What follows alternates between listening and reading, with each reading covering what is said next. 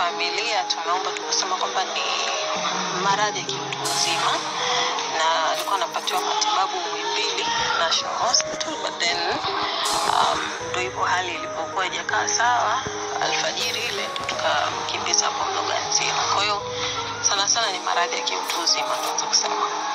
Kwa muda gani mzee alikuwa labda anasumbuliwa na maradhi ya namna?